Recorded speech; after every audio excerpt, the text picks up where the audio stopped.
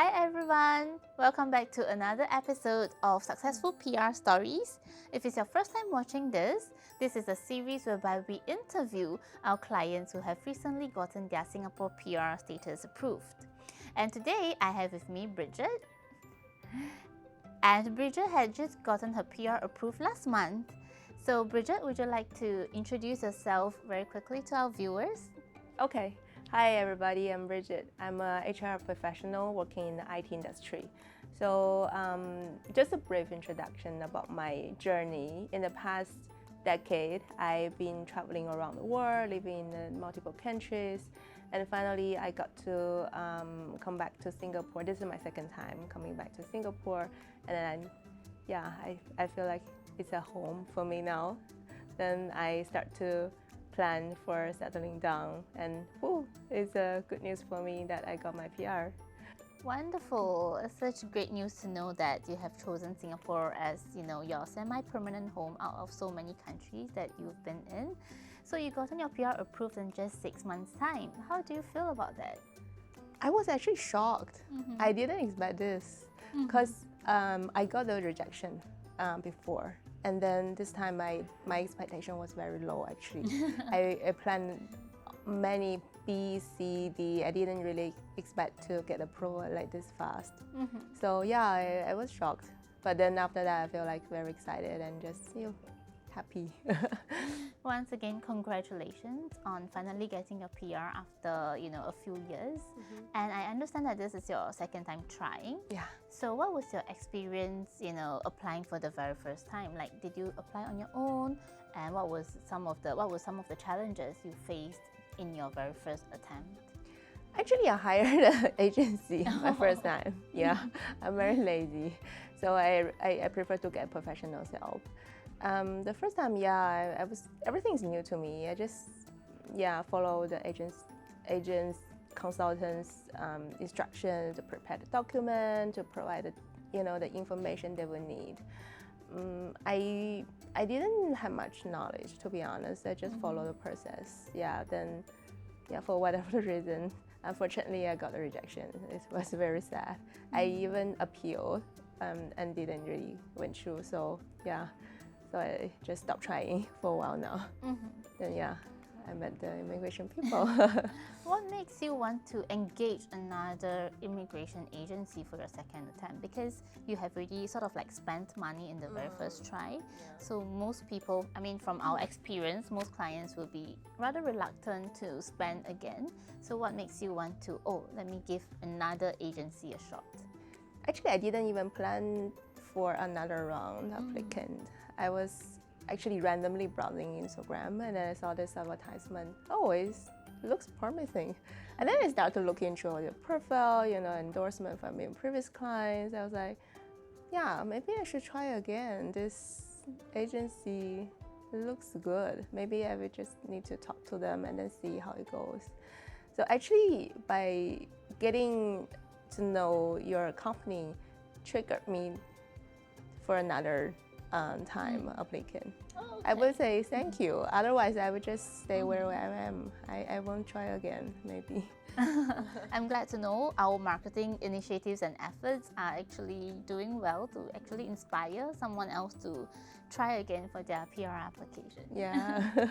What's the biggest difference then that you feel between your previous time applying versus applying with the immigration people? Is the process very similar in terms of our advice, the timeline?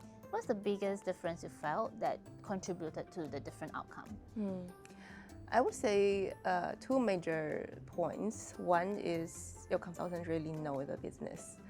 There are some advices, suggestions I never heard from other agents that, then it's not like you just follow the process, that's all right. Like, you really gave me some really good tips. How do I, provide the info? How do I write the self-introduction, the applicant, and, how do I prove myself that I can really contribute to Singapore, to prove sincerely want to settle down here. I want to be, a part of Singapore. So that really amazed me.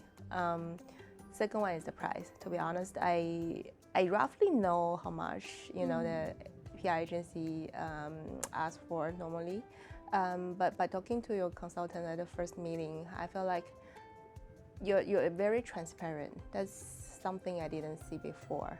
Yeah, you just show me the chart of the price, other competitors, you and the world market, how roughly this should be, and then even there was some years gaps. The price actually I paid to you was slightly lower. Yeah, Oh, so okay. that was wow, really mind blowing. I didn't expect this either. That's great to know, Bridget. I mean, I'm glad that you have found our company to be transparent and have enjoyed the process working with us. So we're really glad for your PR to come down successfully as well. And earlier on you mentioned it's actually your second time back in Singapore. Yeah. So what happened on the first time and what made you came back? Is it like your company who relocated you? Yeah, one is my work. The second time coming back here is because when you getting mature, no longer a kid who is curious about what's rest, right? What outside Singapore. The first time I was here, I was really young. I am not ready. I was not ready to settle down or stay in one place for very long. And this time, actually, I feel like I'm ready. So I was looking for the place I want to settle down. Then Singapore came to the picture again. I was like, maybe I should try again because I have friends here. Actually, I have a good job and I have some connections. I know Singapore, the society, the culture, the people are very good. Why not? Then I came back. Yeah, just everything meant to be, I think. And what do you feel, what is so unique about Singapore that attracted you to want to call it like your semi-permanent home compared to, like maybe going back to China or, staying in Northern Europe? I understand that you've been there before. So what is the, uniqueness or attractiveness about Singapore that make you want to stay here permanently? I guess firstly, safety. Government did a great job setting up this, society and the system. Second one would be the inclusiveness and the diversity. I did feel like this is a home for me, for every other people with different races, different genders, which I didn't really feel this strong in other countries, to be honest. So yeah, everything just tickled my box, and then yeah, why not? I would just stay. That's great. That's great to know. I realize a lot of foreigners, like our government a lot, actually. Yes. I mean, it's good to know that we are on the right track, and yes, here we are very safe. We have a very safe and secure environment, and of course, politically we are stable as well, with plenty of, I would say, job opportunities. Yes. To both locals and foreign talents who can continue to complement our workforce, like Bridget herself here. So thank you for wanting to be a part of us, and we're really glad to help you secure, the status here in Singapore for you to continue carving your career and, really settle down here permanently. Thank you actually very much for all the great support that the immigration people provided to me. You're most welcome. I think, looking at cases like yours really inspire us to want to do better and make us have a sense of fulfillment that, we are doing the right things, and for us to continue striving to really improve ourselves and help more people achieve their immigration dreams, because we understand how important it is, if you're a foreigner wanting to settle down in a place, having the status, I think really gives you the much needed stability. Thank you for doing the right thing. Now that you've gotten your PR, what are your plans moving forward?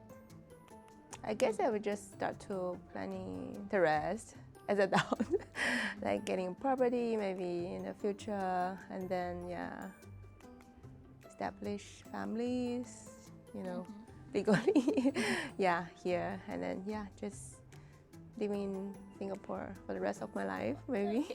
How about your parents? What do they feel? Are they like having mixed emotions now that their daughter is going to be here permanently?